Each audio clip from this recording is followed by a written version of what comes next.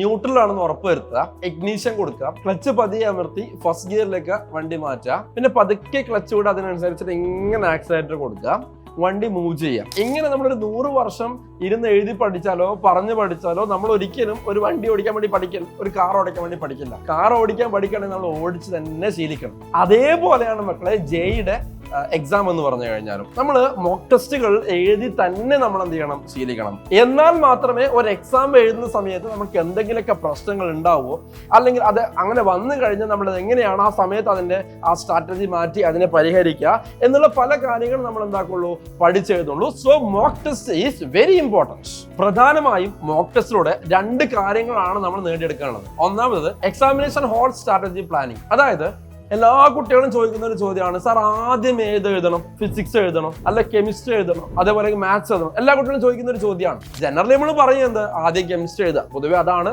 Simple ഉണ്ടാവാറ്. പിന്നെ നമ്മൾ physics എഴുതുക, പിന്നെ നമ്മൾ എന്താക്കാം മാത്സ് എഴുതുക. പക്ഷെ എല്ലാ കുട്ടികൾക്കും അങ്ങനെ ആവണമെന്നില്ല. സോ നമ്മൾ തന്നെ സ്ട്രാറ്റജി നമ്മൾ എന്താക്കണം, ബൈ പ്രാക്ടീസ് നമ്മൾ മോക്ക് ടെസ്റ്റിലൂടെ നമ്മൾ എന്താക്കണം, ഉണ്ടാക്കിയെടുക്കണം അല്ലെ. ചില സമയത്ത് വേണമെങ്കിൽ വളരെ അപൂർവമായിട്ട് മാത്സ് വേണമെങ്കിൽ സിമ്പിൾ ആയിട്ട് ചോദിച്ചേക്കാം, ഓക്കെ അല്ലെ. അപ്പൊ ആ സമയത്ത് നമ്മൾ അല്ലെങ്കിൽ കെമിസ്ട്രി ടഫ് ആയിട്ട് ചോദിച്ചേക്കാം, ഓക്കെ. അപ്പൊ അങ്ങനത്തെ സിറ്റുവേഷൻസ് വന്നു കഴിഞ്ഞാൽ നമ്മൾ എങ്ങനെ ഹാൻഡിൽ ചെയ്യണം, നമ്മൾ മോക്ക് ടെസ്റ്റിലൂടെ പഠിക്കണം. കാരണം അത് പേഴ്സൺ ടു പേഴ്സൺ എന്താണ്, അത് മാറിക്കൊണ്ടേയിരിക്കണം. അത് ഒന്നാമത്തെ കാര്യം. രണ്ടാമത്തെ കാര്യം, നമ്മൾ വീട്ടിലിരുന്നിട്ടോ അല്ലെങ്കിൽ ഹോസ്റ്റലിൽ ഇരുന്നിട്ടോ നമ്മൾ പഠിക്കുന്ന കുട്ടിയാണെന്ന് വിചാരിക്കാം. അപ്പൊ എപ്പോഴും നമ്മൾ ചെയ്യുന്ന സമയത്ത് പല പ്രോബ്ലംസ് നമുക്ക് വേഗത്തിൽ കിട്ടും അല്ല. കാരണം എന്ന് വെച്ച് കഴിഞ്ഞാല് നമ്മൾ ആ സമയത്ത് നമ്മൾ പ്രോബ്ലം ചെയ്യുന്ന സമയത്ത് നമ്മുടെ മനസ്സിലെ മെന്റാലിറ്റി എന്ന് പറഞ്ഞു കഴിഞ്ഞാല് നമുക്ക് ഈ ക്വസ്റ്റ്യൻ കിട്ടിയിട്ടില്ലെങ്കിൽ എനിക്ക് ആ പേജ് മറച്ചു വയ്ക്കാൻ അതിന്റെ സൊല്യൂഷൻ അവിടെ ഉണ്ട്, അപ്പൊ എനിക്ക് എന്തായാലും ഉത്തരം കിട്ടും എന്നുള്ളൊരു റിലാക്സേഷൻ നമ്മുടെ മൈൻഡിൽ ഉണ്ടാവും. പക്ഷെ നമ്മൾ എക്സാമിനേഷൻ ഹോളിൽ അങ്ങനെയല്ല, നമുക്ക് പേജ് മറച്ചു വെക്കാൻ വേറെ സൊല്യൂഷൻ അവിടെ ഉണ്ടാവില്ല. അപ്പൊ നമുക്ക് രണ്ട് മെന്റാലിറ്റിയാണ്. അപ്പൊ നമ്മൾ വീട്ടിലിരുന്നിട്ട് ചുമ്മാ ക്വസ്റ്റ്യൻ പഠിക്കുന്നതും നമ്മൾ പിന്നെ എക്സാമിനേഷൻ ഹോളിൽ പോയിട്ട്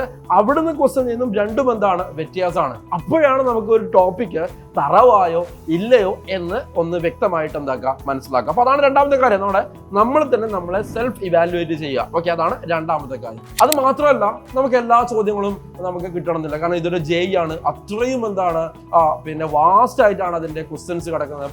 പലതരത്തിൽ ഫിസിക്സും മാത്സും കെമിസ്ട്രിയൊക്കെ പലതരത്തിൽ ക്വസ്റ്റ്യൻസ് ഉണ്ടാക്കാൻ വേണ്ടി പറ്റും. ചിലപ്പോൾ പുതിയ ക്വസ്റ്റ്യൻസ് കാണേണ്ടി വരും, അങ്ങനെ കണ്ട് ശീലിക്കേണ്ടി വരും. അപ്പൊ അതിന് വേണ്ടിയിട്ട് മോക്ക് ടെസ്റ്റ് ഇമ്പോർട്ടന്റ് ആണ്. അതായത് നമുക്ക് എല്ലാ മോക്ക് ടെസ്റ്റും നമുക്ക് ഇഷ്ടം പോലെ നമ്മുടെ അടിപൊളിയായിട്ട് പെർഫോം ചെയ്യാൻ പറ്റണമെന്നില്ല, എല്ലാ ചോദ്യങ്ങളും കിട്ടണമെന്നില്ല. നമ്മൾ എത്ര പഠിച്ച ചാപ്റ്റേഴ്സ് ആണെങ്കിലും അത് നമ്മൾ കംപ്ലീറ്റ് ആയിട്ട് കിട്ടണമെന്നില്ല. അപ്പൊ നമുക്ക് ചില കിട്ടാത്ത ക്വസ്റ്റ്യൻസ് ഉണ്ടാവും അല്ലെ, ചില കിട്ടാത്ത ഏരിയകൾ ഉണ്ടാവും. അപ്പൊ ആ സമയത്ത് നമ്മൾ അതിനെ എനിമിയായിട്ട് കാണുക, ശത്രുവായിട്ട് കാണുക.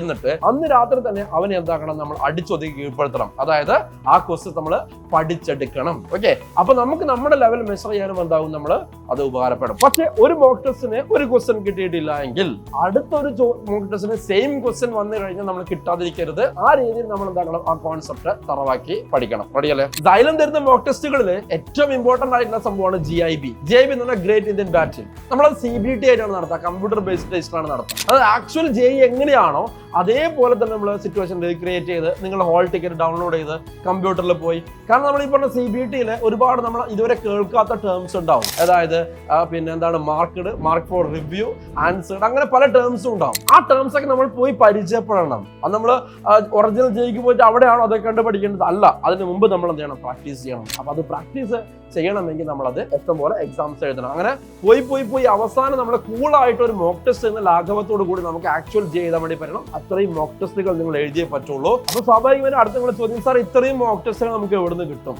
ഡെഫിനറ്റ്ലി നമ്മുടെ LMRP കോഴ്സിൽ plenty of mock tests including GIBs നമ്മൾ ഉൾപ്പെടുത്തിയിട്ടുണ്ട്. നമ്മൾ ഓൾറെഡി ഉള്ള ധീര ബാച്ചിലെ കുട്ടികൾക്കും LMRP ഉള്ള കുട്ടികൾക്കൊക്കെ അത് അവൈലബിൾ ആയിട്ട് കിട്ടുന്നതായിരിക്കും. അപ്പൊ നിങ്ങൾ ചോദിക്കുന്നുണ്ട്, സാർ ഇനി നമുക്ക് LMRPയിൽ ജോയിൻ ചെയ്യാൻ വേണ്ടി പറ്റുമോ? മോക്ക് ടെസ്റ്റുകളും അതേപോലെ ക്ലാസ്സുകളൊക്കെ കിട്ടാൻ വേണ്ടിയിട്ട് നിങ്ങൾക്ക് LMRPയിൽ ജോയിൻ ചെയ്യാൻ വേണ്ടി പറ്റുമോ? അല്ല, Xylem ഓൾറെഡി ഉള്ള കുട്ടികൾക്ക് മാത്രമാണ് LMRP കൊടുക്കുന്നത്? അല്ല, LMRP പുറത്തുള്ള കുട്ടികൾക്ക് Xylem അവൈലബിൾ ആയി കൊടുക്കുന്നതാണ്. അപ്പൊ അത് നിങ്ങൾ ജോയിൻ ചെയ്ത് കഴിഞ്ഞാൽ നിങ്ങൾക്ക് ഈ പറഞ്ഞ മോക്ക് ടെസ്റ്റുകൾ, GIBs, അതുപോലെ മോസ്റ്റ് ഇമ്പോർട്ടന്റ് ക്വസ്റ്റ്യൻസ്, ഏറ്റവും ലേറ്റസ്റ്റ് ട്രെൻഡ് ആയിട്ടുള്ള ക്വസ്റ്റ്യൻസ്, അതായത് 2023 ശേഷം സിലബസിൽ ചേഞ്ച് വന്നിട്ടുണ്ട്. ആ പുതിയ ട്രെൻഡിലെ ക്വസ്റ്റ്യൻസ് 2024-25 അപ്പൊ അത് അനലൈസ് ചെയ്തുകൊണ്ടുള്ള ഹാൻഡ് പിക്ഡ് ക്വസ്റ്റ്യൻസ് ആണ് എല്ലാവരും പഠിപ്പിക്കുന്നത്. ഇനിയും കൺഫ്യൂഷൻ അടിക്കുന്ന കുട്ടികളുണ്ടെങ്കിൽ ആ കൺഫ്യൂഷൻ ഒക്കെ മാറ്റി വെച്ച് Xylem നിങ്ങൾക്ക് തരുന്ന ഈ ലാസ്റ്റ് ഗോൾഡൻ ചാൻസ് ഉപയോഗിക്കുക.